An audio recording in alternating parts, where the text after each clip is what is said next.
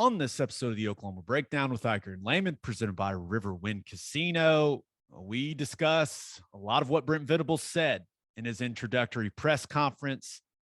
We also discuss Jerry Schmidt coming back to Oklahoma in the National College Football Roundup. We talk about Heisman Trophy finalists, Mario Cristobal going to Miami, and the type of money that Texas is throwing around right now. And we finish up with our winners and losers of the week. Please download and subscribe to the podcast, rate it 5 stars, and write us a good review. Follow the show on Twitter, Instagram, Facebook, and YouTube. Just search Oklahoma Breakdown on any of those, and you'll find us. All right. Our man Michael Hosty will kick this thing off. It's time for the Oklahoma Breakdown. It's a beautiful Thursday, December 9th, and you're listening to the Oklahoma Breakdown with Ikard and Lehman, presented by Riverwind Casino. Riverwind is Oklahoma City's premier casino experience, and your health and safety are Riverwind's #1 priorities. There are so many reasons why Riverwind is consistently voted OKC's #1 casino, but it all starts with their amazing variety of gaming thrills and excitement. Riverwind's beautiful award-winning environment plays host to more than 2,800 of the latest electronic games with a huge selection of table games, including blackjack, blackjack match, roulette, and Teddy's favorite, craps. No matter what your game, Riverwind has it in spades and hearts. And Fridays in December from 6 p.m. to midnight, you can win your share of $60,000 in cash and bonus play in the Rudolph's Riches promotion. Nice and festive for Christmas. Preliminary drawings are every 30 minutes, and grand prize winners will be announced at 11:59. If you need help finding your way, just visit riverwind.com. Riverwind Casino, still the one. Now, recording this Wednesday morning, a little earlier than usual, Ted, and it's pretty simple. I'm in the big city. I'm in New York City. Nice. I'm here. We've got stuff tonight, so we're recording early. Flexibility is key for me and you, and I appreciate you working around my wife's schedule. Thank you, sir. No problem. No problem. I'm happy to do it. I like getting up, getting this thing rolling. I'm with you. Please leave us a 5-star review, a nice comment while you're at it. And if you are interested in sponsoring the pod, email the Oklahoma Breakdown at gmail.com. Man, there's a lot to talk about. I mean, we're drinking from a fire hose right now when it comes to OU football content. So, man, let's get to it. And I think where you got to start is the introduction event. Like, what do we call what happened on Monday? Yeah, that was an event. When you've got pyro, it's an event, right? And they had pyro going, kind of scared me for a little bit, but yeah, that was awesome. You know, after what we saw Sunday night, the great attendance for that impromptu type of situation, and then Monday, more organized, but still ton of people showed up. That was really cool. Yeah, and I will say this.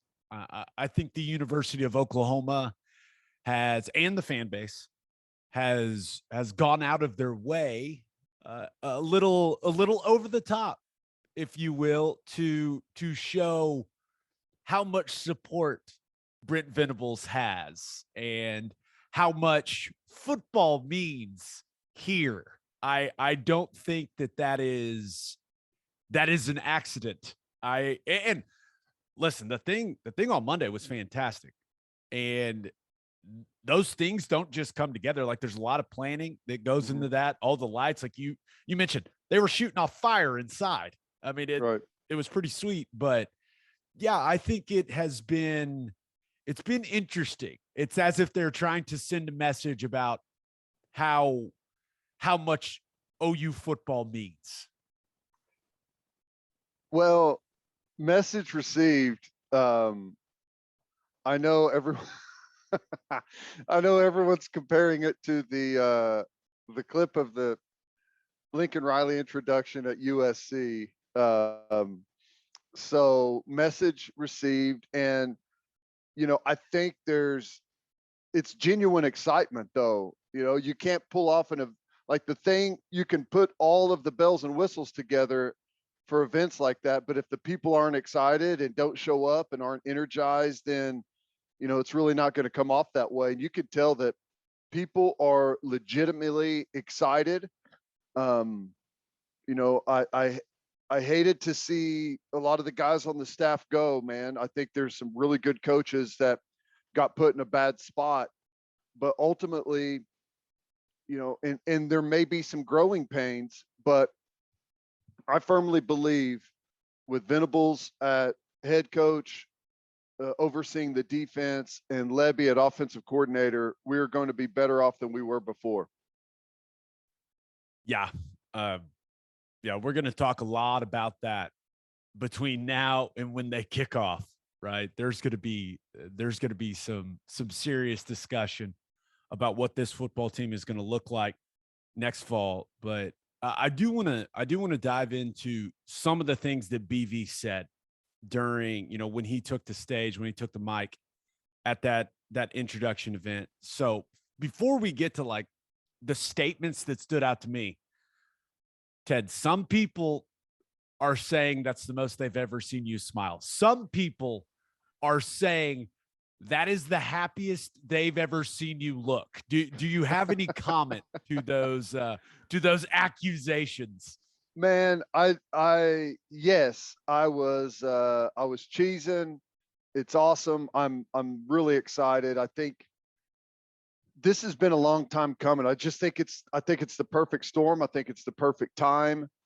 And I think we're in really, really good hands. So yeah, dude, I can't hide it. I'm excited. I owe pretty much everything I have to Brent Venables. So excited, not just that he's here and to be able to cover it and watch how it progresses.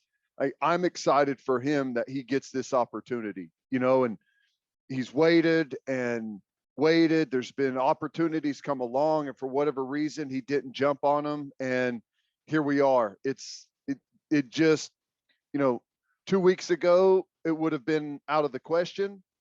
And then 1 week ago, it was, there's no other choice. It's amazing how quickly things change and how everything lines up. And here we go. Awesome.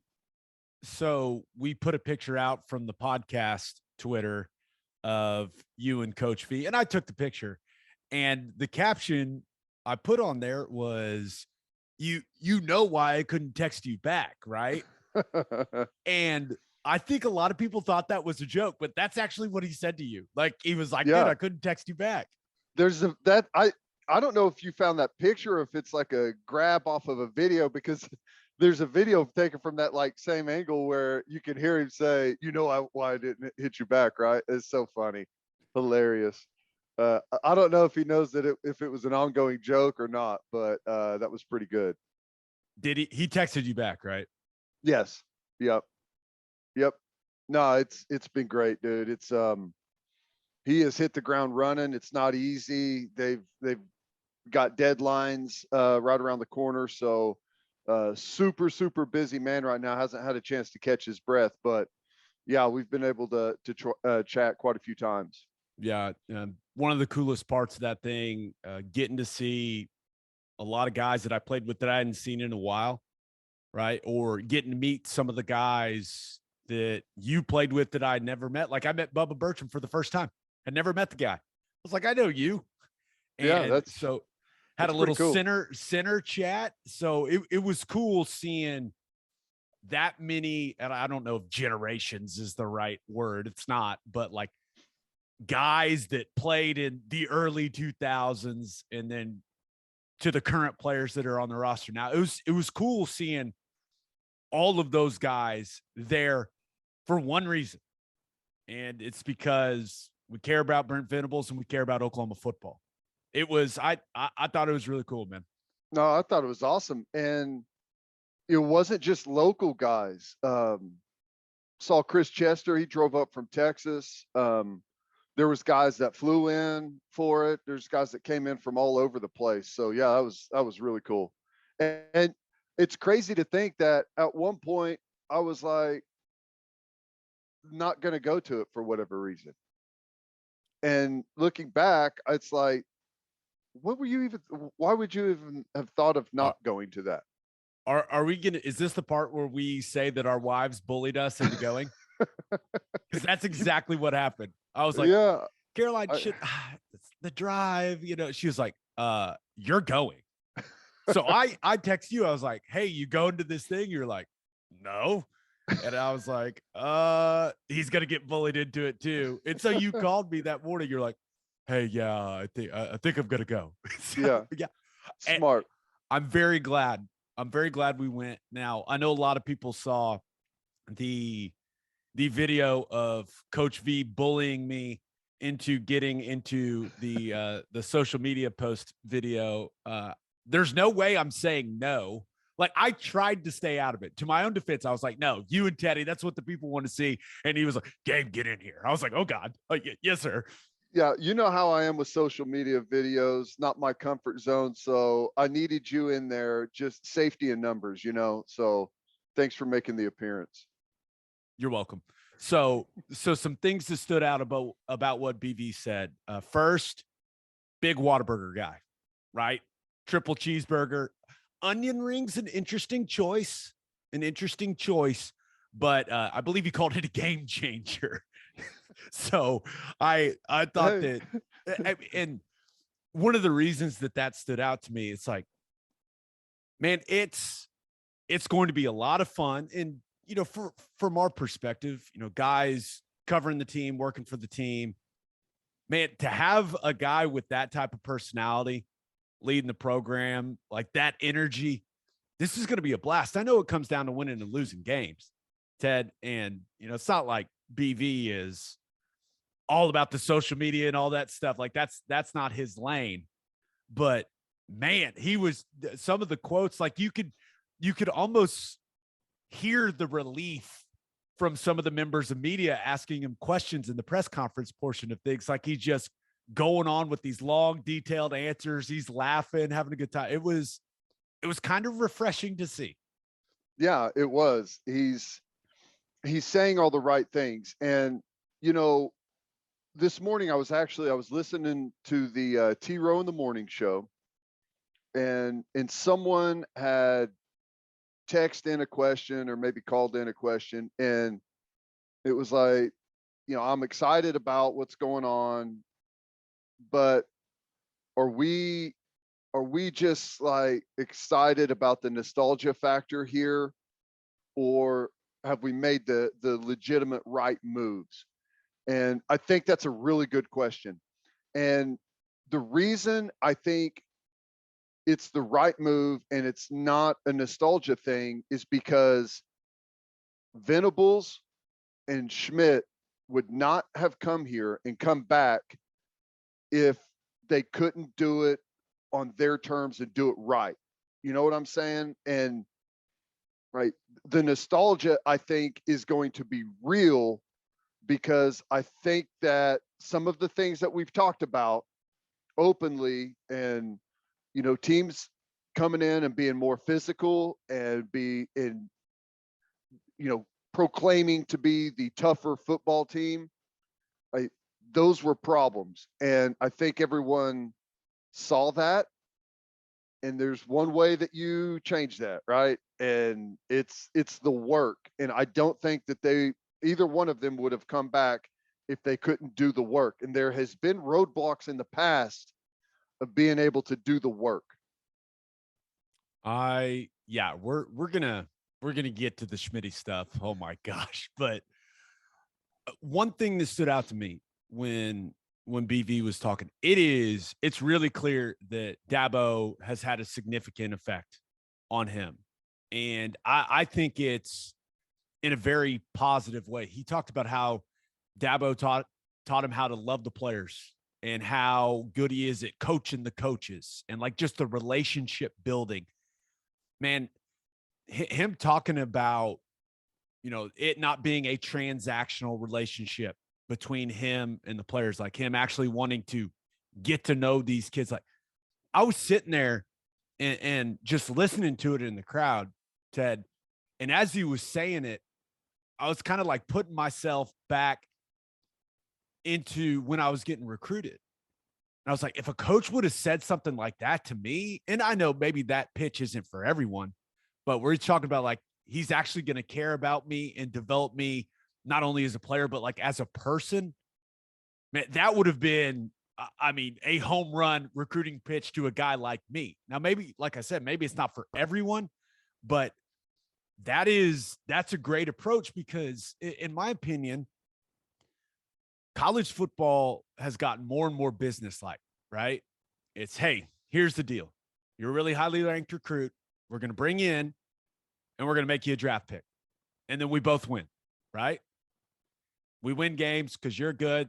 You get rich in the NFL, and then more people want to come play for us because you made it to the NFL.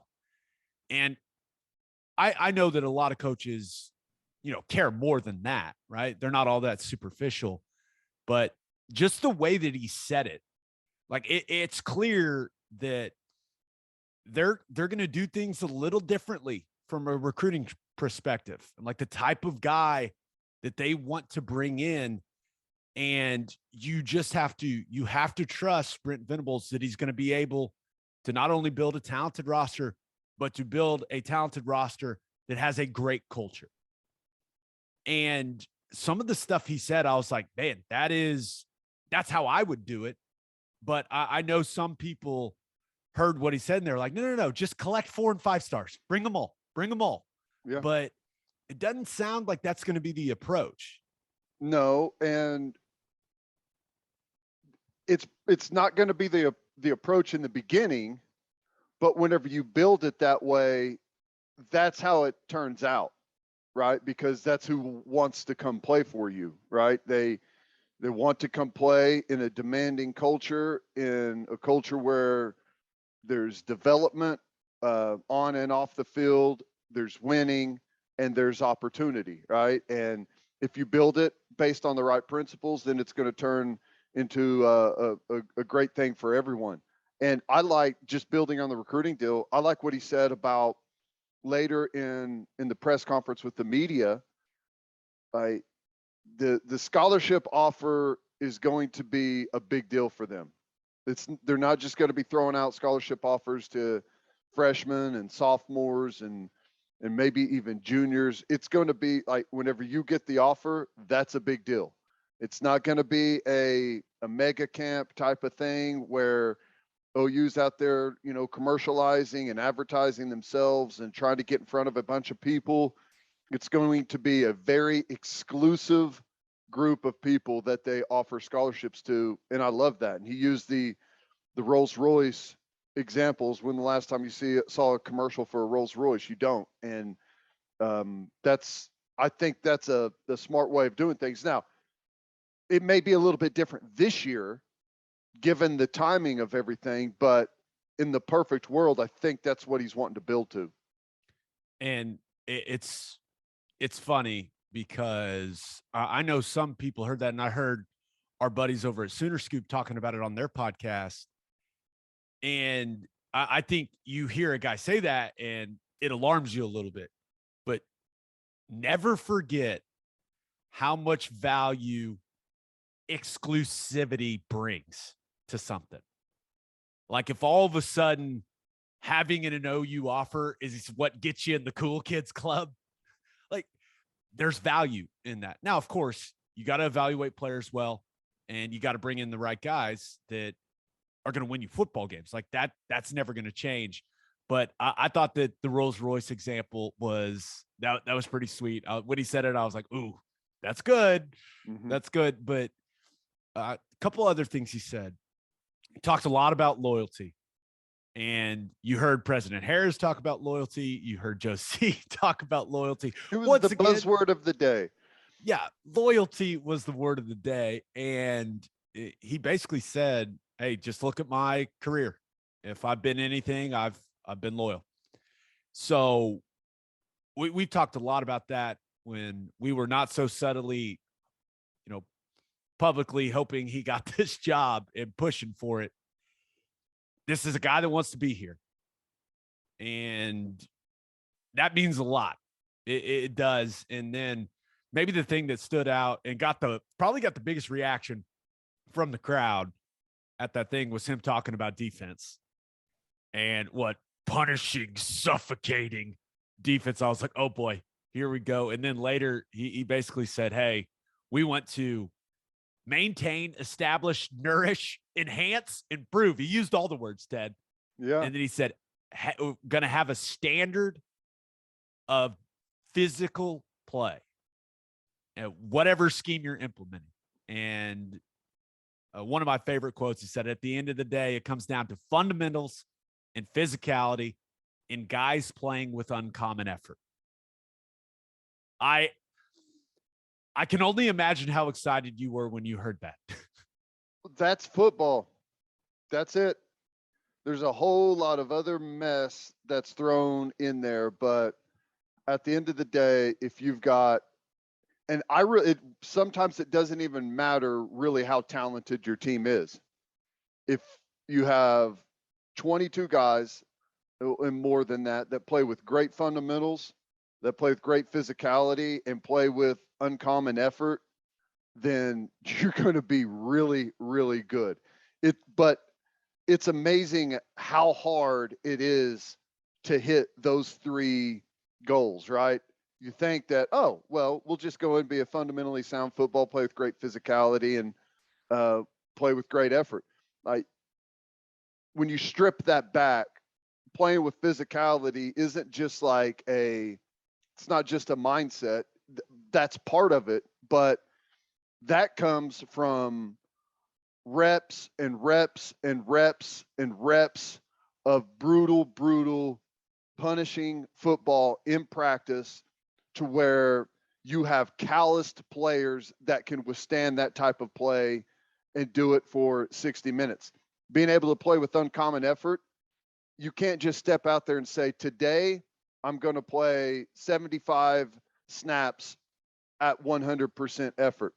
That takes a year, multiple years of strength and conditioning habits to have the endurance and, the output ability to be able to go out there and do that. Fundamentals is drill work. And, those things are really, really difficult to achieve. They're the right buzzwords, but I trust that he will get there. Every coach in the country is going to say that same line, but I believe we will get there under this leadership. And this is kind of the last thing I want to say about that intro event, whatever you want to call it. I haven't seen Brent Venables in 10 years. 10 years. Haven't seen him. And I'm just standing out there in front of the Switzer Center. Someone grabs me by my shoulders from behind, gives me a hug. Gabe, what's up, man? And it was him. I was like, oh my God, what? Asked me how my family was doing. Asked me what I was up to. I never had that interaction with Lincoln Riley. Not once. I talked to Brent Venables more that day on Monday, casually, like just catching up, more than I talked to Lincoln Riley in his 5 years. And listen. And you've been around the program a lot. Like, it's not like you've been nowhere to be seen. Right. And that never bothered me. Lincoln and I feel like we always understood each other, right? He was there for the ball and that was it. But so when people hear BV talk about developing real relationships with guys and like meaningful relationships with his players, that was such a great example, because that happened before he set all that stuff up on the stage. And I was just like, yeah, that's just him. That's how he approaches it. So that was one of those things where I think some people probably hear that and they're like, oh, okay, I hadn't seen the guy in 10 years and I played offense. I didn't even play defense. Like, I'm surprised he recognized you. You got to remember, 60 pounds lighter than you were. Oh, you were tied in. I look like what I looked like when I got there. Right. Now. So yeah, I was a little surprised. He just grabbed, Gabe, what's up, man? I was like, I honestly, I didn't think he would remember me. I didn't. Yeah. And not only that, he asked me how my parents were. It was so different. I mean, it was different. So the guy's genuine and it's fun. I don't know, but like I don't know how this is going to go. I expect him to win a lot of games. I love that he said, I'm the guy to take you guys into the SEC. That was awesome. But when you when you just think about it, like, okay, does this guy keep things in perspective, and like, what does he practice what he preaches? That was one of those examples where I was like, oh yeah, that is kind of him. Yeah. And the other thing is, he's not a workaholic in a sense that he, because he talked about the balance, the work-life balance, that he was worried about taking the head coaching job, right? He told that story with his daughter, but he's a workaholic in the sense that whenever he's working, right? And he's been at it since he made the announcement and they got him going on Sunday night. It's been nonstop. I talked to him last night and he was getting on the plane in Vegas, and I was like, oh, cool. You go out to see Coach Stoops? And he's like, nah, we're working. So out there seeing players and stuff. So it's, because of the nature of the timing and the deadlines that we're working up against right now, it's going to be it for the next like 10 days or however long. It's going to be a brutal schedule, and he's on top of it. No packet of spark is safe on this planet. No doubt. Man. All right. We got to talk about it. Schmidt's coming back, dude. But first, the only place to stop when you're road tripping is Love's Travel Stops. Love's has over 560 locations in 41 states, offering 24-hour access to clean and safe places. Whatever your road trip needs are, Love's has it. Fuel, fresh food, drinks, and of course, my favorite, Java Amore. That coffee is fantastic. Love's also has you covered if you forget your phone charger or headphones. They've expanded their mobile to-go zone so you can grab any of that stuff there. Make sure you download the Love's Connect app for exclusive offers from today's most popular brands. The Love's Connect app also includes a route planner and store locator. When you see the red neon heart on the highway, stop in and say hi at Love's Travel Stops. For a full list of what Love's has to offer, visit loves.com. And make sure you bank at First Fidelity Bank. First Fidelity Bank is a full-service financial institution based in Oklahoma with tailored solutions for all your personal and business needs. Checking accounts, saving accounts, home loans, and much more. They do it all. Whether it's online banking from your computer or mobile banking from your phone, everything is stress-free with FFB. Making mobile deposits, paying bills online, and moving money to different accounts could not be easier. First Fidelity Bank also provides free ATMs worldwide, making banking convenient wherever you are. They also give back to the community. FFB donates a total of more than $500,000 to local charities and educational foundations. Make your life easier and go bank at First Fidelity Bank. Visit ffb.com for more information. Okay. We've talked a lot about how things are going to be different with Brent Venables as the head coach. They're going to be very different now that Jerry Schmidt is coming back to lead the strength program. So I do want to say this. This hire is going to set the culture for the entire program. I don't think there was a bad culture necessarily under Benny Wiley. Like, I loved Benny Wiley as a person. He was cool as hell. He was great to me. But the most alarming thing over the last couple of years, doing all the OU stuff that we do, Ted, is the fact that not one guy has told me a horror story from a workout. Not one. Not one guy has come up to me and been, dude, I thought I was going to die. Which, when we get together, Ted, with guys we played with, is pretty much all we talk about other than the games. So games are like, we talk about games and stuff, but that's like down the road. Everyone, it's just horror stories about how people have literally almost died out there. It's crazy. Good crazy. So, I've talked to some guys, and it's like this week, and obviously Schmidt's not there and hasn't implemented his style yet, but it's like their time in sprints. I had a couple guys say, man, that's the first time we've timed runs in a really long time. And I'm just looking, I'm like, what? So it's going to be different. I think it was a more scientific, like heart rate based approach under Benny Wiley. It's just going to be work now, man. And there's clearly probably going to be a ceremony of throwing away the heart rate monitors into a dumpster somewhere. that would be very on brand for a ceremonial flushing of the technology. But Tuesday morning, we started getting some texts that Jerry Schmidt coming back was a real possibility.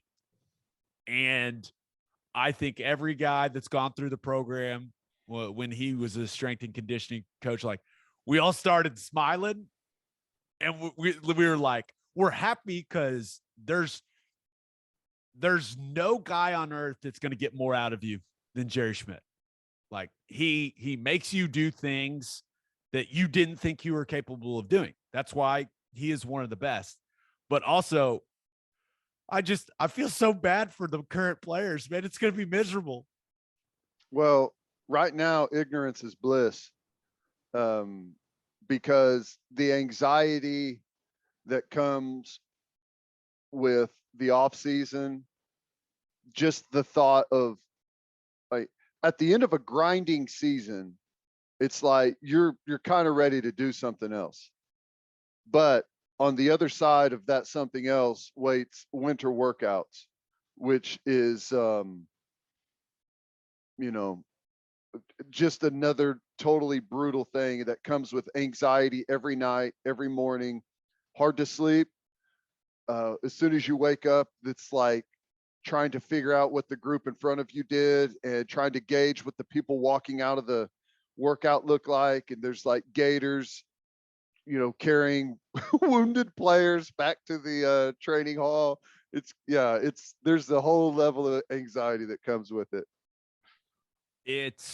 It's going to be different, but yeah, from some of the conversations, it sounds like that Schmidt is going to have full control of all that stuff.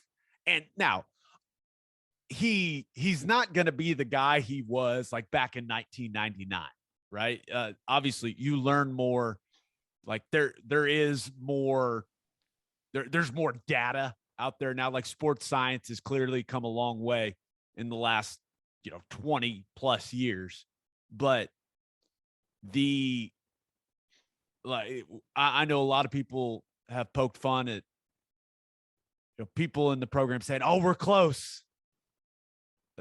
There's no close with Schmidt, man. It's either you get it done or you don't. And if you don't, you come back and forth. Like, how many people have you seen diving, collapsing over lines trying to get their time? Dude, there was a stretch in like 2010 where I could not eat Alfredo pasta. Like, I just, like, when I put it in my mouth, I had like a almost like a gag reflex, because my freshman year, I threw up so much during summer workouts, and a couple of the times it was Alfredo pasta that I'd eaten, because like they wanted me to gain weight and all this stuff. And I was like, okay.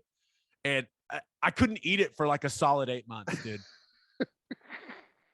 It was just like every time I would smell it, I'd be like, I would like shiver and like, oh. That's great. I love the fact that if you had Alfredo pasta in your stomach, that means that you were an afternoon workout group. Oh, in the heat. It was awful, man. It's awful. Great. And my freshman year, I broke my foot twice. My senior year of high school in basketball, I broke my foot twice, back to back. Like, I broke it, it healed, then I rebroke it again. And I got cleared, like, out of a boot June 1st, the first day of summer workout. It was, dude, my freshman summer it was the worst stretch of my life. There's no doubt. Yeah. Yep. That's how it's supposed to be. Now, this may be a conversation for another day, but I will just say that, I had a friend in town recently, and he until 2 years ago was the head strength coach for Wisconsin, and now he's the defensive line coach for him.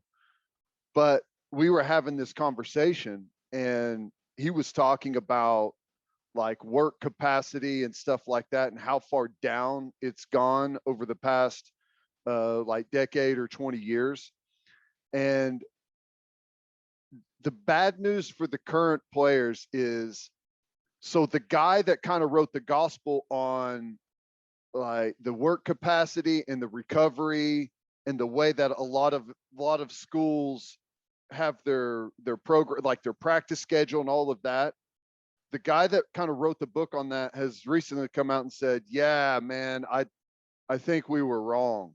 I think that the work capacity, it needs to be way higher, and we've done more damage to players by the rest and all like the current thinking than we've done good.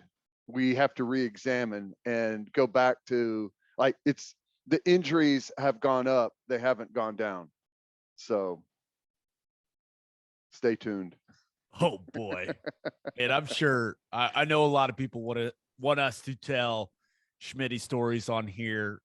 I'm sure we'll sprinkle some in throughout the offseason. Okay, got to talk about the staff, right? Entire defensive staff is out. I mean, that's you look at it. What, Odom heading to USC, Jamar Cain heading to USC, and I talked to Jamar on Monday, and I'm bummed to see him go. He's a hell of a football coach, and he wanted to be at Oklahoma, right? You got to remember, he left Arizona State because he wanted the stability of being at OU. Right? He's got kids, and he thought that if he went to OU, like, he could get his kids through high school. Right. And I think a lot of people, this whole situation's been horrible for a bunch of these assistant coaches. And sometimes you forget about that aspect of things. And it's just a good reminder that, being a coach it's a grind. So he had multiple offers on the table. Cain did. And I think he took the one that is going to provide the most stability. Right. And that's going back and basically saying, hey, all right, I'll be with Grinch. I'll be, with Lincoln, and Lincoln's clearly going to be at USC for a long, long time. Yeah, I think USC is, I honestly believe that they're going to do some good stuff there. I think that, especially on the defensive side, I think for the time being, like right now, immediately, I think it's going to be easier for them to get like top recruits like on the line of scrimmage out there than they had the ability to get here. Now, I think that's going to change here in the very near term with Venables being the guy and the cachet that he brings. But, it's interesting. This situation that we've seen play out with Lincoln going to USC and then like the staff kind of thrown into turmoil, that's college football. We haven't seen that around here. The stability and the continuity that we've had at Oklahoma that's not normal. It's not.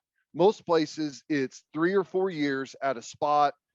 Then, if you're lucky, you get to maybe take an upgrade somewhere. If you're not, your staff gets fired and you're off looking for jobs and being downgraded. But what we've seen at Oklahoma and what we're used to is not the norm.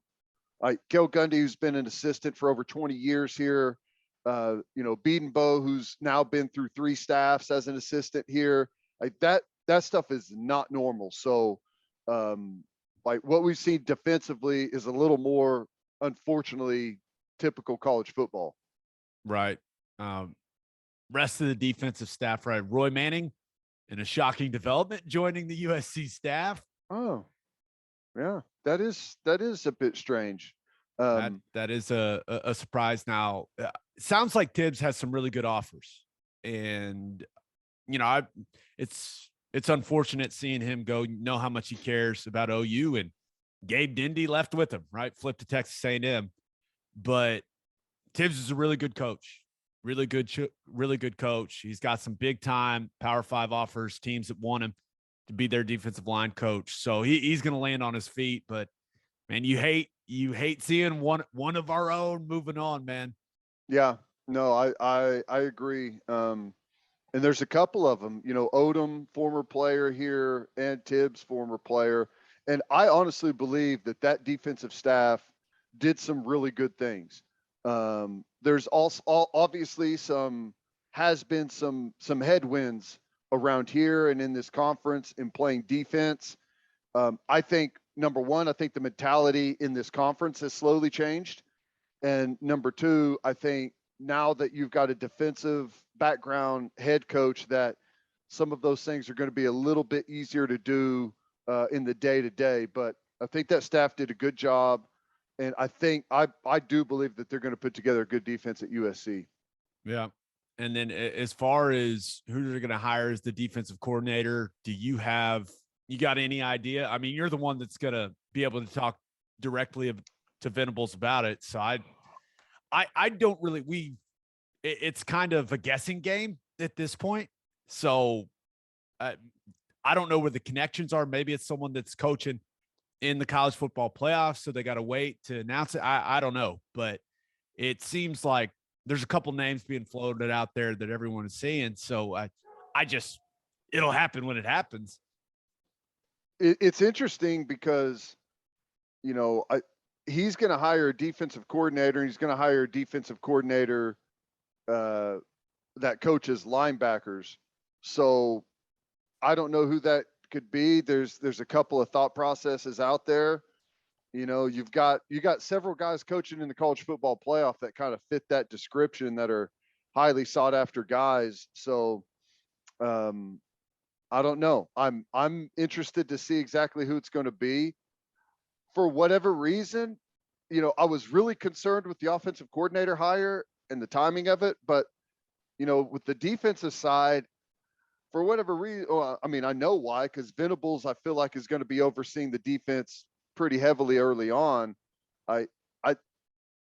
He's basically your acting defensive coordinator right now, right? Until he makes that hire. So on the recruiting trail, doesn't really mean nearly as much as the offensive coordinator did. And I trust that hire, and I feel bad for that hire because he's going to be coaching linebackers, and the defensive coordinator and the head coach is probably going to be sitting in his meeting room every single day. It's going to be an interesting dynamic to work through. Yeah. Offensively, Bill Bedenbaugh staying, Joe John Finley staying, DeMarco Murray staying, Cale Gundy staying, and Jeff Lebby officially the offensive coordinator. Ted, I know you have expressed some frustration with how long it took to get Lebby in, but it's done. Are you okay? Have you calmed down? Everything okay? I'm okay. I've calmed down. There was some frustration. I'm just, I'm sitting here saying the clock is ticking. Let's do this thing. Let's go. Frankly, I feel like we could have made this exact coaching hire, head coach and offensive coordinator, last Monday, but I get it. There's boxes to check, and we've got to go through the process the right way. It's tough. Time is of the essence, but we've got it done, and I'm thrilled. I think we are in a really, really good position offensively. I know there's one thing they want to do, and that is be physical and gear up, boys, because we're going to have some extended inside periods. I think it's going to be fun. Yeah, I know people see. Yeah, it's going to be fun. Not for the players, but for us. I know people see what Ole Miss has done offensively.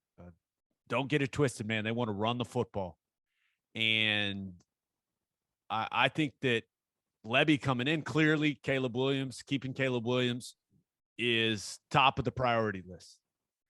And you look at what he did with Matt Corral, how his draft stock has improved. Now, I'm sure they ran Corral more this year than they wanted to, but that was because a bunch of their wide receivers, their two best wide receivers, missed extended time there for Ole Miss. So Man, there's going to be a lot of guys that want to play in that system. And if Caleb Williams doesn't want to play in that system, I think Dillon Gabriel would come right away and be the quarterback for Oklahoma. So we'll see how that all plays out, but that's not a bad backup option.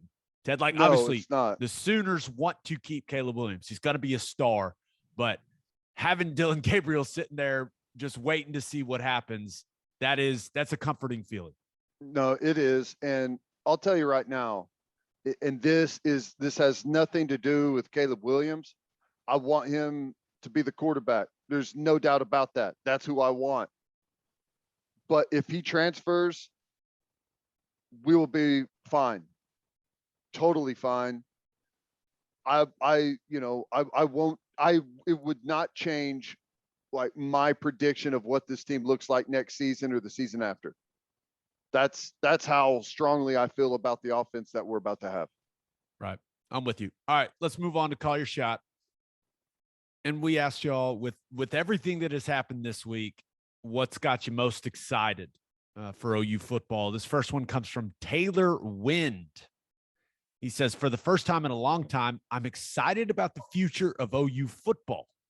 Boomer, he's just excited, Ted. I don't blame the man. It's crazy that Lincoln leaving has gotten more people excited about our future.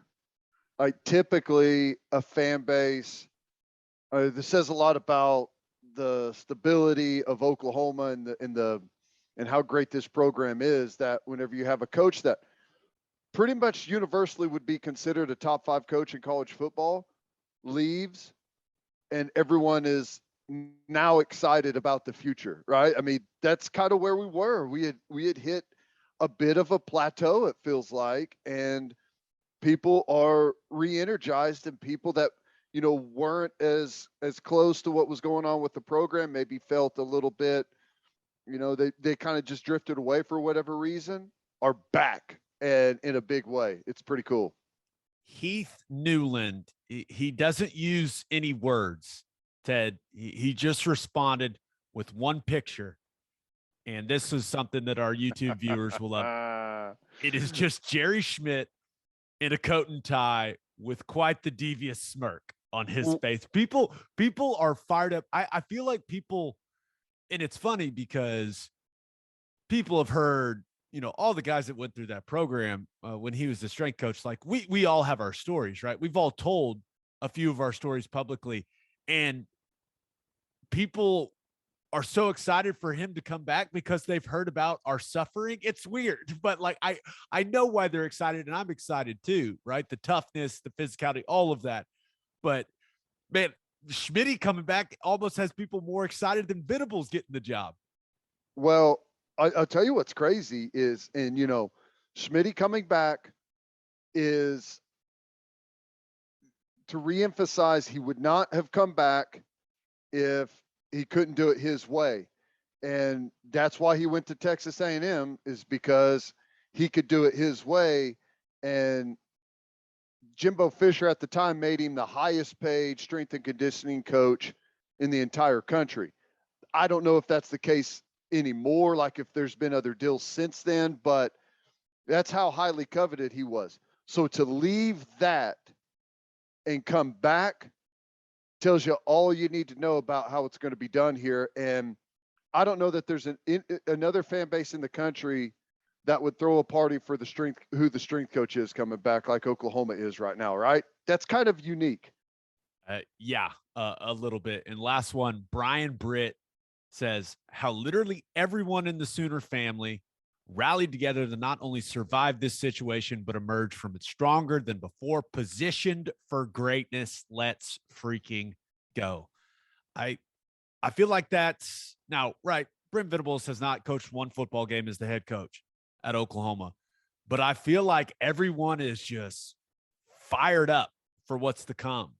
It is, you talked about it, man. It's a little odd. Like this, they'd had so much success, but it still now we're really going to be good, right? Yeah, but now it's like, okay, this is what's going to get us over the hump.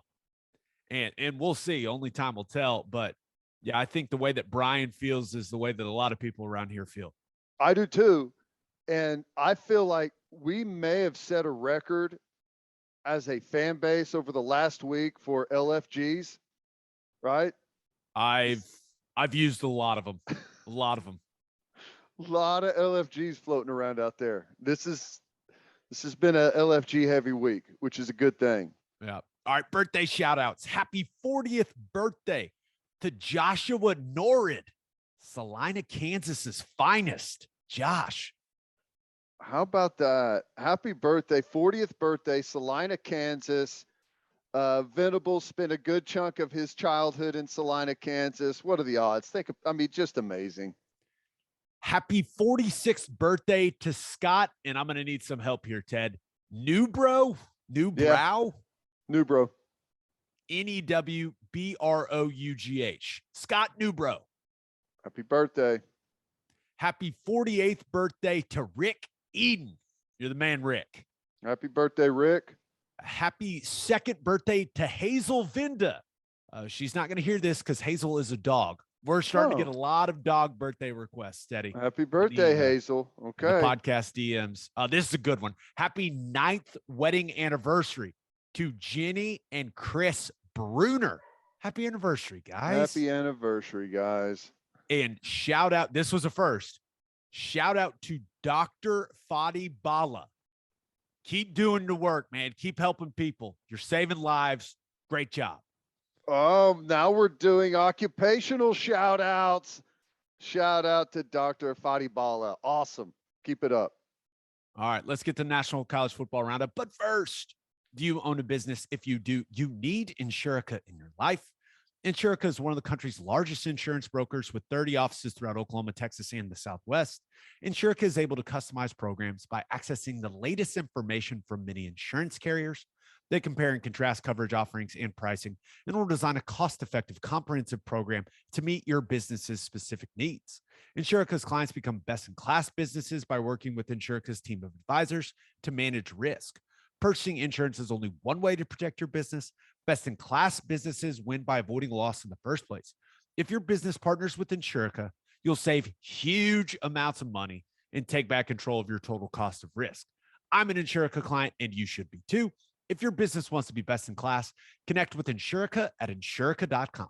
That's INSURICA.com.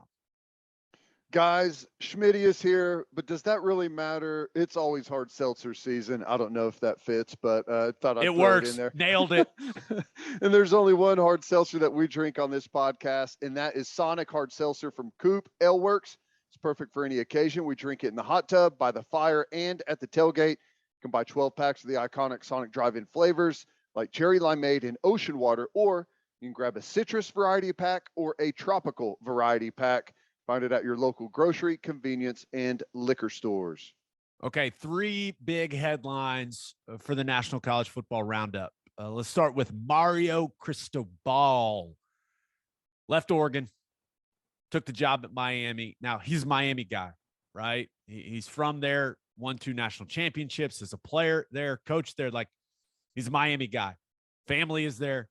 So it's a good reminder to everyone, and this comes up in recruiting a lot, but it means a lot to coaches, to players, to anyone being close to home, right? There's just nothing replacing being close to your family. You get a great thing going at Oregon, right? Won a couple Pac-12 championships. They were recruiting really, really well. Now, they had some disappointing losses over the last couple of years, there's no doubt, but he had that thing rolling, and he left, and he said this publicly. He left when he thinks next year is like by far going to be his best team. So that when home calls, Steady, it's hard not to answer, man. So Cristobal back to Miami. Any surprise at all to you? I guess it's not really a surprise. This year has been a surprise. Who would have thought in 1 year, you would have Oklahoma, Florida, USC, LSU, Oregon, Notre Dame. Like that's the top 10 every year of schools pretty much recently, right? That's crazy. And I'm probably missing one in there as well. So that's what's been crazy, is that all of those jobs, and not just jobs, those are big ones. Those are big jobs that have had turnover, whether they fired guys or people have left. There's going to be a lot of new head coaches in some really big roles. And, I thought it was interesting. You said that, going back home or being close to home is important to people. And, everyone's got different things at different times in their career that are level of importance. You heard Coach Venables, like he values a lot of things more than what some other head coaches may value. He values time with his family and stuff like that. And it had to be the right place and the right time and all of those things to make sense. And, for Cristobal going back to Miami, where he's from, where he played, he talked about, the battle wounds and the scars that he's got on his body from being there. And it means a whole heck of a lot to him. So yeah, it's not that surprising, honestly. And it's a good hire for Miami, which is a place that can get incredible talent, but it's been hard to get that thing rolling again. Yeah. And one of the criticisms of that program has been that, hey, they just don't want to spend like the big boys. Well, that changed, right? Because Manny Diaz's buyout was like $8 million. They paid Mario Cristobal's buyout at Oregon that was $9 million. And I think they gave Mario 10 years, $80 million. It's a big contract, man. And big money, and committed a bunch of stuff to him. Like he wasn't coming unless he had a commitment to when it comes to, the salary pool for his assistants, support staff, facilities, like all that stuff. He's getting all of it. And people are like, where the hell is all this cash coming from for Miami? And it turns out a couple billionaires are like, you know what? We'll spend the money. But also turns out the University of Miami health system made a massive profit last year, and they're dipping into that. That had some people going, wait. That doesn't seem right. But hey, man, it benefits the University of Miami as a whole for them to be good at football. So right. They spent the cash, man. And I think a lot of people, it got a lot of people's attention in the ACC. Like, okay, they're finally going all in. They're finally ponying up dollars and investing in the program. And I'll say this, there is, for anyone that's curious as to whether or not the playoff expansion is going to happen. And I know they had an announcement yesterday about they couldn't reach a conclusion and they're going to meet again in January. And if it doesn't get done then, it's not going to happen. It's happening. You look at the money schools are all of a sudden spending. There's something on the horizon that everyone knows about. And I think it's the expanded playoff, and a bunch of schools are going to be getting way more revenue. They know that, and they're investing it already. That's what I personally believe. Yeah. All right. Heisman Trophy. It's been a really weird year for the Heisman. I mean, a really weird year. And they're going to pass it out Saturday night on ESPN, and Bryce Young's going to win, right? You look at the betting odds. He's like minus 4,000 now, just a massive favorite to win the award. But, when you look at what got Bryce Young there, that Georgia game, right? I feel like we've been looking for like the last month. We've been looking for someone to run away with this thing, and that was it. That was the moment for Bryce Young, and it's the most impressive thing I've seen all year in college football, was the way that he was just ripping it down the field against that Georgia defense. So he's going to win it. We'll talk about the other finalists, but Bryce Young going to win this thing on Saturday night. But I don't know. We always knew he was in contention, but for whatever reason, it never felt like, oh yeah, he's undoubtedly going to be the guy. But now, I mean, it's one of the biggest betting favorites heading into this ceremony that I can remember. And it's crazy. The craziest thing about this is Alabama. How many national championships do they have now? 18, 19? I don't know what they claim, but they've been on a run over the last decade or I guess 14 or so years, 12 or so years of ripping off championships, or either playing in it or being in it almost every single year. It's crazy. Bryce Young is about to be the first quarterback in Alabama history to win a Heisman Trophy. That's crazy. That it's like hard with what we've known since Saban got there. It's almost like I feel like you're lying to me, Dad. Because that can't be correct. Like, there's no way that's true. Right? Yeah. I mean, and I'll say this. I'm not sure this is the last one he's going to win. I know that is a bit scary, for sure. And I think maybe it was Brady Quinn that was the one that kind of predicted. He was like, "Hey, Bryce Young's going to win 2 Heisman trophies." So Brady's probably doing jumping jacks and cartwheels, looking. I told you so. But it's crazy. The kid he's ultra talented. I talked to Orlovsky about him, and he says like so much of what Bryce Young does in the pocket and like the way he plays the game reminds him of Aaron Rodgers. I was like, oh, okay, that's casual. I hadn't thought about that, but he's got like a bounce to him in the pocket that looks different than everyone else, doesn't it? I mean, it just looks, I don't know. It looks really, really special. He's got like it's almost like he's spring loaded whenever he's in the pocket. And I know there's there's some really good athletes at quarterback across the country. We watched one here at OU all year. I don't know, like the technique and the way that he moves in the pocket is it's great. And that's a pretty big comparison there. Yeah. Very, very polished and clearly just ultra talented. Okay. The other finalists. I know this one had to bring some joy to your heart, Ted. Aiden Hutchinson, the stud edge player from Michigan.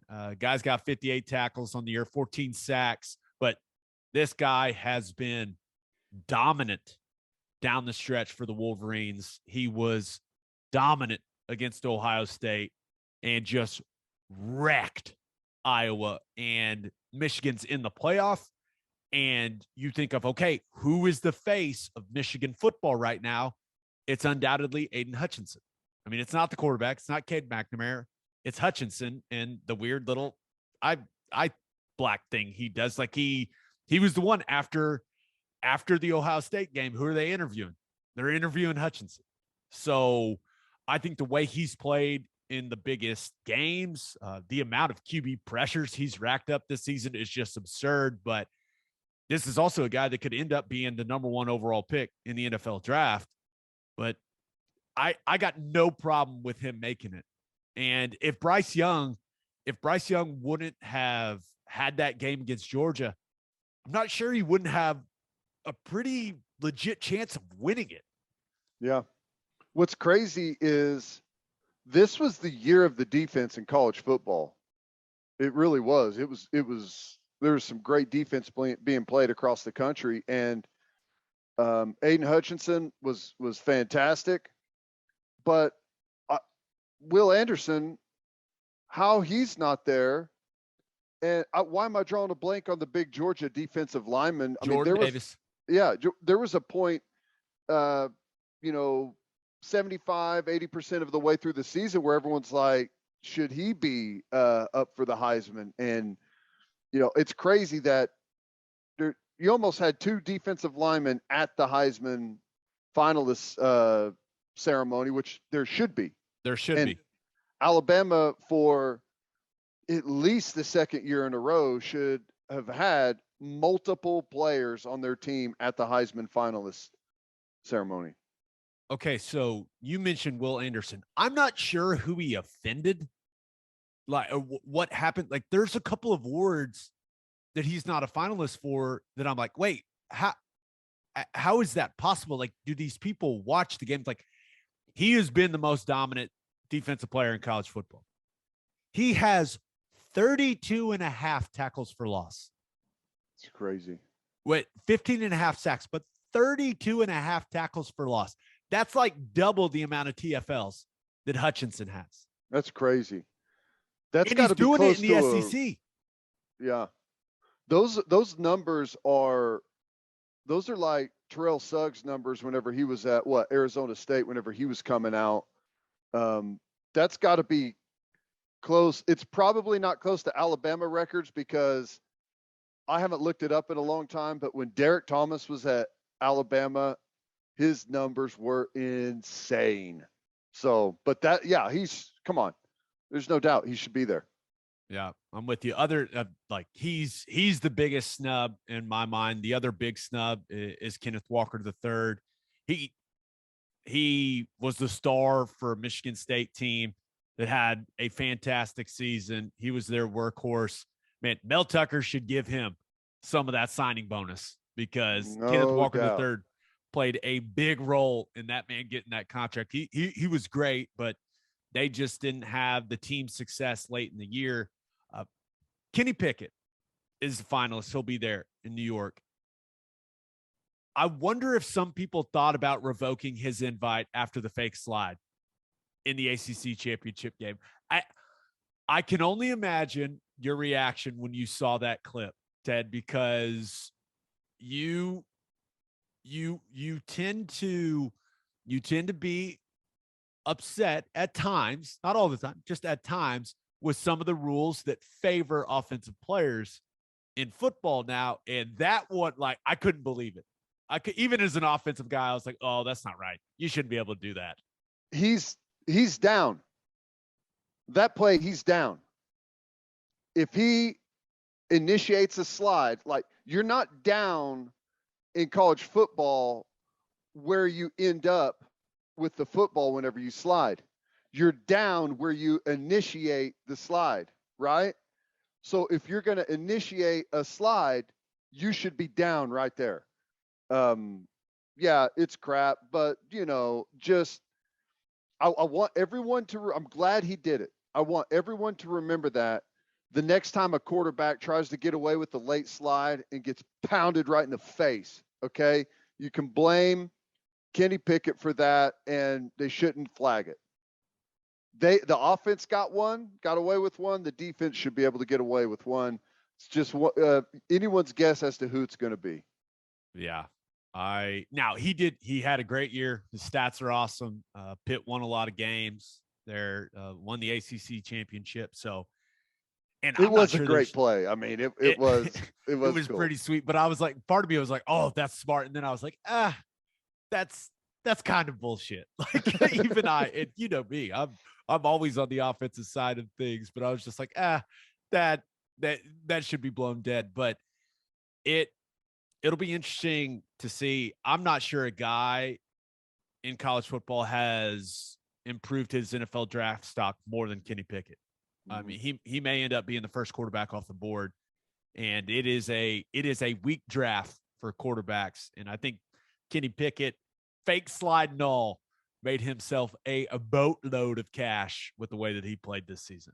Doesn't his name sound like a first round pick off of like a movie or something? Absolutely. I feel like we got to take Pickett, coach. What was the quarterback's name in Jerry Maguire? That was the first round quarterback. It feels like that would have been the perfect name, Kenny Pickett. Kenny Pickett. Yeah, you got to take Pickett, coach. He's the only choice. Last finalist, CJ Stroud. Most surprising finalist in my mind now. Clearly great numbers, but Ohio State underachieved.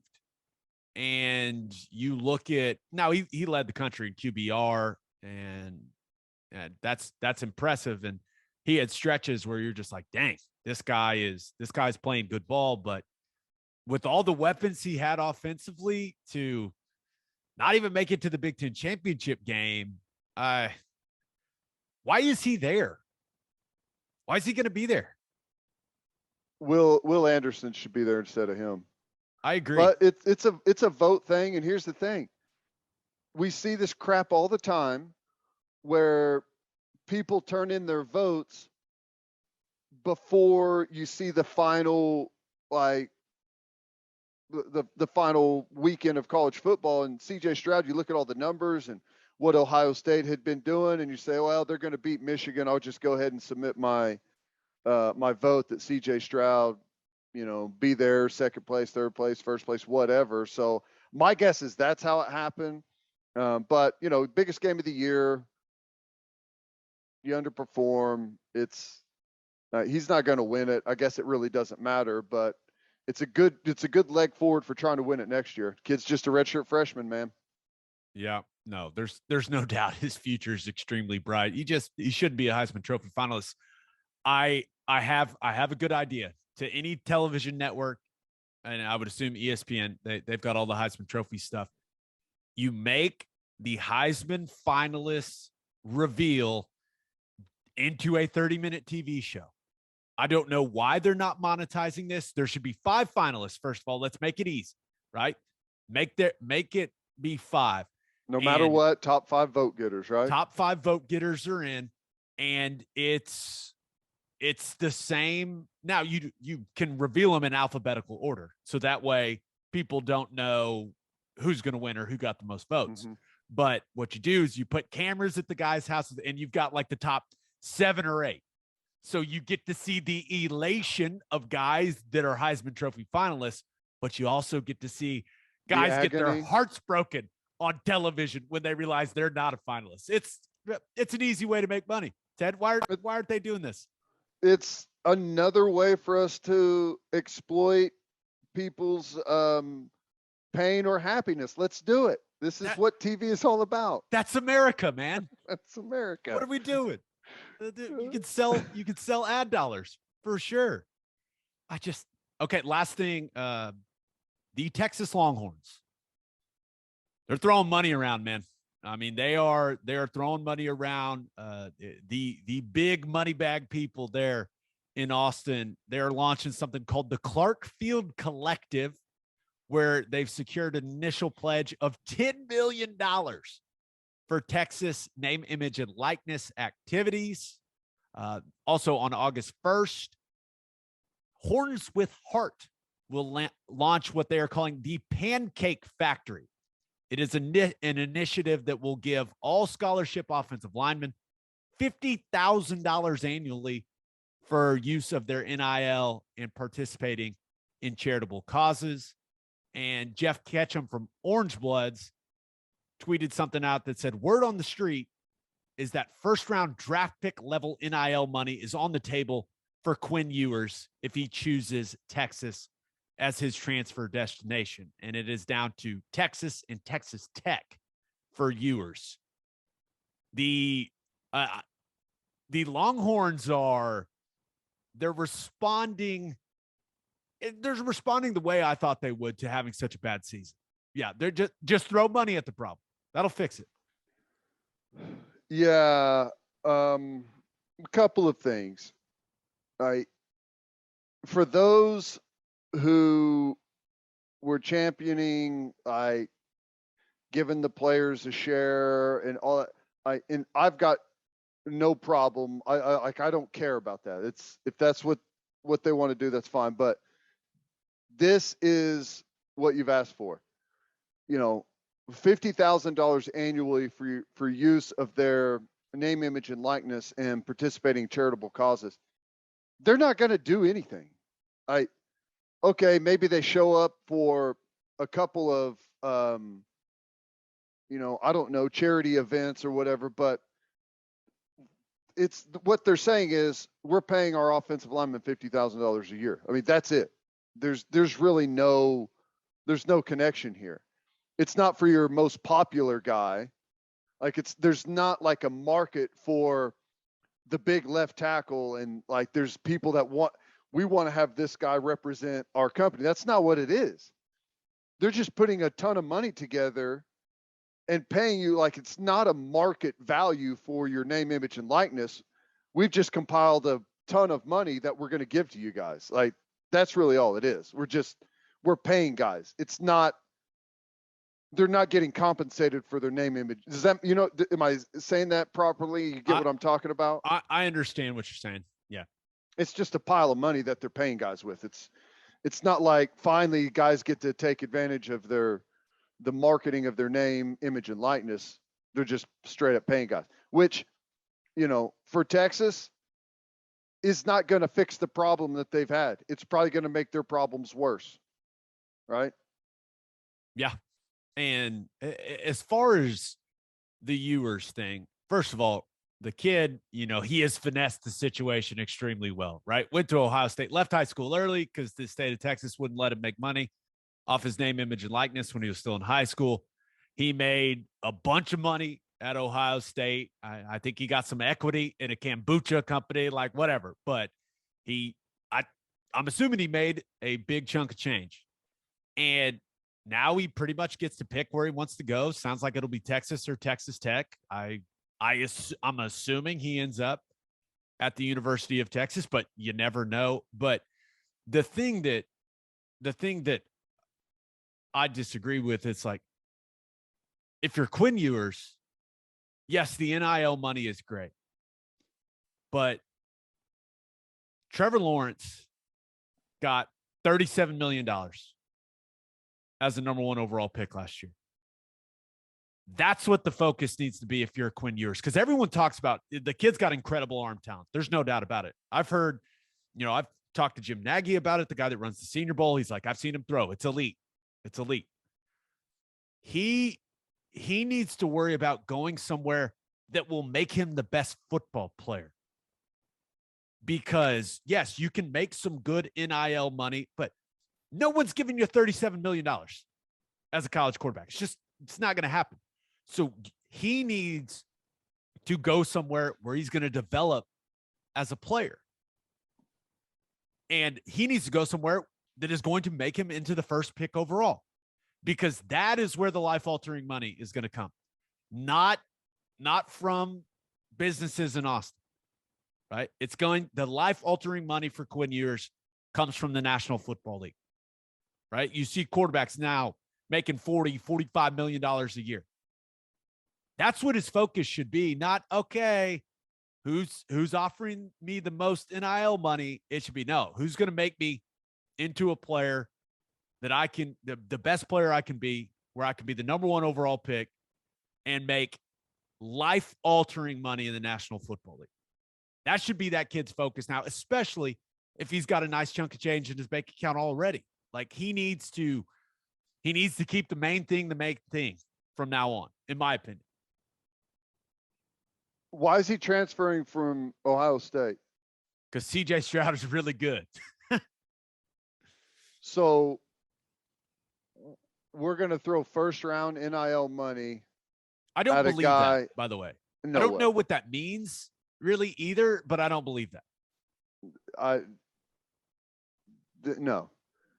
He's leaving because he wasn't the best quarterback on the roster at the school he was just at.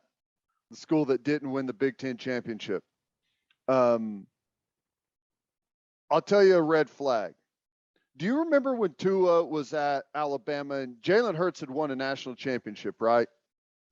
But all anyone talked about was, oh my God, yeah, Jalen's good, but this Tua guy that's on campus is, wait till you see him. I heard that about Bryce Young. We heard that about, Caleb Williams whenever he was here in the spring. I never heard anything coming out of Ohio State about Ewers. And I know he was good in high school, and there's plenty of film out there of him and the Elite 11 stuff, but I'm just telling you right now, my gut feeling is this is wherever he ends up, it's not going to be good. Maybe it's a bad conclusion to come to after just kind of seeing how the transfer and the NIL stuff is going, but I don't know, man. I don't see it going well. Yeah. We'll see. I'm going to give the kid a chance because there's no doubt he's got talent, but yeah, he needs to focus on becoming, he needs to focus on football, right? And that is what ultimately will make him big money. All right, let's finish up with our winners and losers of the week. But first, concussions are a part of football. They don't have to be a part of your pool party. Nip the slip with Soft Rock's rubber safety surfacing. Spend more time enjoying your outdoor parties and less time worrying about a slip and fall on your pool deck. Soft Rock of OKC specializes in customized slip-resistant decorative rubber surfacing for your pool decks, patios, walkways, and gym floors. Local business owners Heidi and Cody Clark at Soft Rock of OKC are ready to help you prevent that next slip. Visit softrock.com/OKC. That's SOFTROC.com/OKC for more information. The Clarks also own the Driveway Company. The Driveway Company has tailored solutions to eliminate all of your driveway problems. They can repair cracks, clean and seal your rotting grass, fill joints to prevent water damage, ultimately saving you thousands of dollars in future repairs. Visit thedrivewaycompany.com/OKC for all of your driveway repair needs. Learn more about Soft Rock and the Driveway Company by visiting their Facebook and Instagram pages or by calling 405-294-9834. And make sure you send your kids to Bishop McGinnis Catholic High School. Bishop McGinnis Catholic High School has a long tradition of educational excellence. With a 12-to-1 student-to-teacher ratio, no student is overlooked. Bishop McGinnis's college prep curriculum offers 22 AP courses. There are numerous clubs and organizations for students to join, and as a proud member of the OSSAA, there are 14 sports offered. If you want to provide the best possible educational and spiritual development for your children in the OKC Metro, contact Bishop McGinnis Catholic High School or visit bmchs.org. Financial aid is available. As always, Ted, kick us off. Who do you have as your winner of the week? Head football coach Bob Stoops. What a week for Coach Stoops, right? You are named interim head coach of the Sooners, have to go out on the road recruiting, taking care of head coaching duties, all the stuff that surrounds that. Also take care of your television obligations with Fox, the Big Noon Kickoff crew. Then you go and get inducted into the College Football Hall of Fame. No big deal, right? I just think it's so cool. You know, the day before he gets inducted into the College Football Hall of Fame, a former player of his played linebacker for him at Kansas State, coached for him as a linebacker coach, defensive coordinator at Oklahoma. You know, a guy that he's no doubt been a mentor to throughout his ascent in college football. When Venables takes over the day before you're inducted into the Hall of Fame, it's just been such a roller coaster, crazy 10 days or so for Coach Stoops, but so awesome to see him get inducted in the Hall of Fame. And everyone else knows that he rejected the money, but he's getting it anyways. Forcing it in there. Which doesn't hurt. Forced right? transfer. That's right. Which doesn't hurt either. But yeah, it's awesome. It is. And the guy deserves it. You think about just his imprint on Oklahoma. This is one of the most storied programs in all of college football. And you look at what he did as the coach and how he just calmed everyone down, right? When this fan base was in a panic. I mean, says everything you need to know about the guy. And then you just talk about his impact on this program. It's kind of hard to measure, right? He stopped everyone from panicking, and then a guy he coached, molded, mentored takes over. It's just I mean, Bob Stoops, he's OU football. That's what he is. Yep. That's right. Such a cool thing, man. It's awesome to see that. And like just the week of news for him, man. He's been in the spotlight, right? It's crazy. It's awesome. And I don't think he changed his polo on the recruiting trail. I think he just rocked the same shirt the whole time. I love that. Very relatable. I don't think he was probably golfing on Sunday in that same polo. Hasn't changed it since then, right? You're He's probably still wearing right. his golf cleats in those pictures with recruits. It's awesome. All right, who do you have as your loser of the week? Oh, I thought this was pretty funny. I mean, I hate to laugh at the situation, but LSU's not going to have a scholarship quarterback for their bowl game.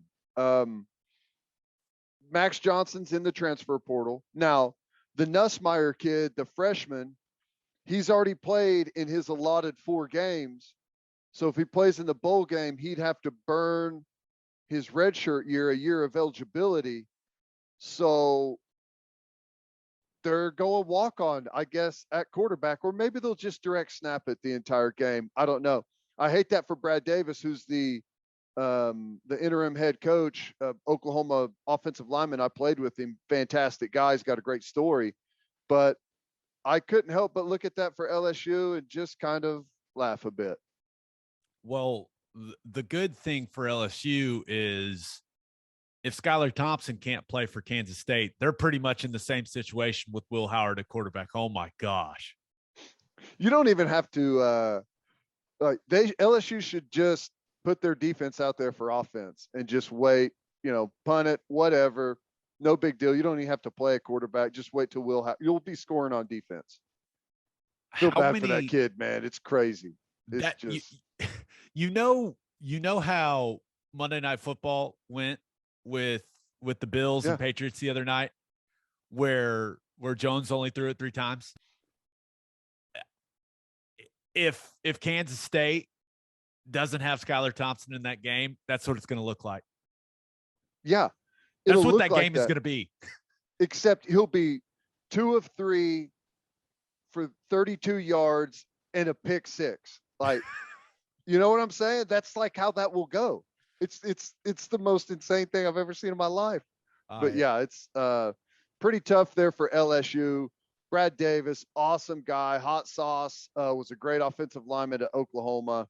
I'd love to see him getting that job as interim head coach right now and just getting that opportunity. Pretty cool. Yeah, cannot wait for the LSU K-State Texas Bowl. That is going to be exhilarating. All right, if you are a whiskey or bourbon drinker, stop what you're doing. Head to your favorite liquor store and buy some Balcones products. You got to grab some of Balcones Lineage single malt whiskey. It was just voted one of the top 20 whiskeys in the world by Whiskey Advocate, and you'll be shocked by how affordable it is. Also, you got to snag some of Balcones Baby Blue Corn whiskey. It's made from blue corn, Gabe. That's the fancy corn. And that is why it has won more than 25 awards. Last but certainly not least, you got to buy some of Balcones Pot Still Bourbon.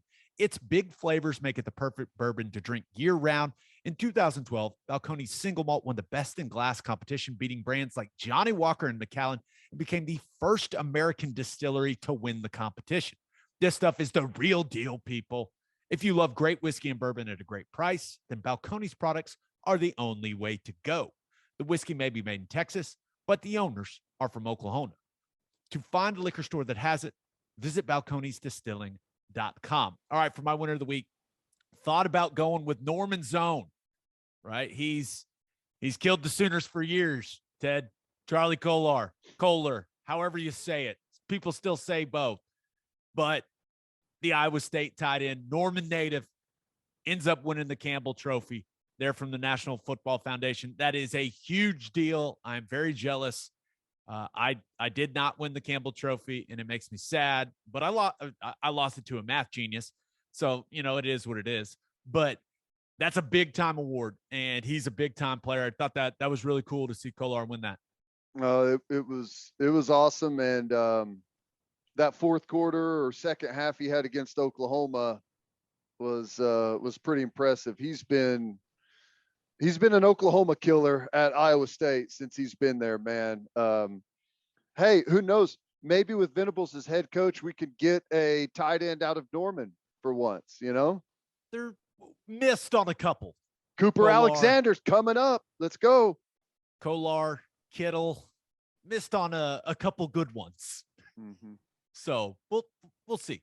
We'll see. Okay, but for my winner of the week, and we do not talk politics on here, Ted. We don't. But this was too good not to bring up. My winner of the week is Senator Bill Coleman. I know nothing about Bill Coleman. Absolutely nothing. Don't know where he stands on anything. Not going to pretend I do. But he has requested a piece of legislation to properly honor former OU head coach Lincoln Riley. His bill requests to name the last 3 inches of the westbound lane of State Highway 325 in the Panhandle as the Lincoln Riley Highway. He said, I felt the state of Oklahoma needed an appropriate goodbye to this former head coach whose sudden departure left many in shock, including a team of young, dedicated college players. I found the tiniest section of our most desolate of highways to pay tribute to Coach Riley's exit from Oklahoma football and the state. This is only fitting as this is the last 3 inches one sees before leaving our great state heading west. Senator Coleman, don't know you at all, but the pettiness is inspiring, sir. It is inspiring. I mean, that's one of the funniest damn things I've ever heard. I actually, yesterday when that came out, was doing the radio show, and I looked up the highway and looked at it on satellite, and you go over a river, and then there's only a tiny little, it's like maybe 6 feet after you go over the river or over the bridge, like you're on the highway again before you go across the state line. It's so funny. That is hilarious. And he's going to cover the cost of any signage himself. So once again, Bill Coleman, that's absolutely fantastic, right? That's too good. He had to be the winner of the week for me, Ted. There was no other choice. Amazing. All right, for my loser of the week, I thought about going with Luka Doncic. Ted, I know you're not watching an NBA right now, but he was so they played the Nets the other night and they ended up losing. And he was kind of getting body shamed on the broadcast by Reggie Miller. Like little soft around the edges, huh? Yeah, and he said it, I got to work on the conditioning and stuff. But the thing that they were like, he came in at 260 pounds, and I'm sitting here weighing 250. I'm like, so what's the problem with that? And he's like 6'8", but he does look a little doughy. He labors at times up and down the court, but yeah, he was almost my loser of the week because everyone's just talking about how out of shape and fluffy he looks. And that's not fun. That's not fun to be the guy that they're like, oh, look at you, man.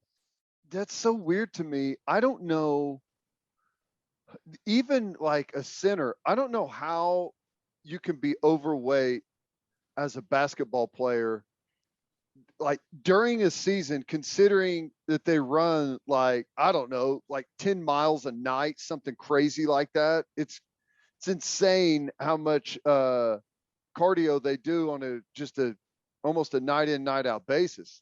That's crazy. But hey, dude, you give it like a 20-year-old kid, like, I don't know what he's got in the bank now, $50 million plus or more, and he's going to enjoy the off season. I mean, that's just how things work. Yeah, he's awesome, but just trim it up just a little bit, Luka. But there's only one choice for loser of the week. That's Oklahoma State football. Yeah, you talk about a rough patch for the Cowboys. They lose the Big 12 championship game by a few inches.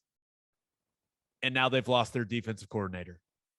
Jim Knowles has been hired as the new DC at Ohio State. I mean, you lose the man that orchestrated one of the best defenses in all of college football. You lose the man that orchestrated arguably the best defense in the history of Oklahoma State football. It's just rough, man. It's just rough. And by the way, he should have won the Broyles Award. I understand Josh Gaddis did a really good job at Michigan, but what Jim Knowles did at Oklahoma State, right? He had them playing dominant defense. Like that doesn't happen in Stillwater. He should have won the damn award. It made no sense, but that hurts, man. That really, really hurts Oklahoma State. And it sounded like they were going to try to pay him like good money, but Oklahoma State just they can't pay Jim Knowles what Ohio State's going to pay him. I would be surprised if Ohio State is not making him the highest paid defensive coordinator in all of college football. Like he may be making close to $3 million. Yeah. Yeah.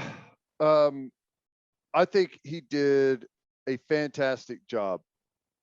Now, Oklahoma State, I do not blame them for trying to do everything they could to keep him, right? You have to do that. And I agree that he should have won the Broyles Award. But what if I said I thought it was a bad hire for Ohio State? Because here's the thing, man. He had an entire defense full of experience, a lot of super senior players that, frankly, have only played like they've had good defenses, okay defenses, but this year, this 1 year, they were excellent. And I think that has a lot to do with the amount of experience that they had. I think next year is going to be a big step back. If you look at just the brief history at Oklahoma State, they've barely been they've been like a lower half of college football defense year in, year out until this 1 year. This is an outlier year. And I feel like Ohio State went out there and went, let's see, who are the top defenses? Oklahoma State, we'll take that guy. You know, I think he's good, obviously, but I think he had a big boost from having that super experienced defense. There's no doubt. And I will say this, and you and I, we've watched it, and you and I, we kind of studied it and talked about it. It's a complex scheme, man. Mm-hmm. And it takes time to get comfortable in it, and it takes guys playing a lot of snaps together in practice and in games to kind of understand when you're passing some of those things off in some of those zone match situations. Like, it's not something where you just show up and you're like, all right, guys, here's an easy install. Let's roll. Now, he could probably simplify some things having the type of talent he's going to have at Ohio State, right? There's no doubt he's going to have better players. But, yeah, it's going to be interesting. I expect him to succeed because everything I've heard about him from the guys that have played for him is that he's phenomenal. They love him, right? Coach Cool. Like, you see the cigar pictures, you're like, all right, yeah, this guy seems legit. We'll see, but yeah, he's being brought in there in Columbus to fix a defense that had entirely too many busts. So we'll see, but it's going to be tough, man. Get ready because, you know, Ohio State played really good defense when Urban Meyer was there. Urban Meyer is a psycho. Urban Meyer also was in charge of an offense that ran the heck out of the football. Ryan Day passes the heck out of the football. Like they score a ton, man. It's going to be way harder to play defense there right now, man. He's got a tough challenge ahead of him. For sure. All right. On that note, episode 171 in the books. We'll have a new podcast that'll drop Monday morning. Just a reminder, you can hear Teddy from 2 to 6 on 94.7 The Ref. You can hear me from 3 to 5 on SiriusXM Big 12 Radio, channel 375. Hope you all have a great rest of your week. Have a great weekend. Until next time, we appreciate y'all for listening, and do what you always do, Oklahoma. Take care of each other.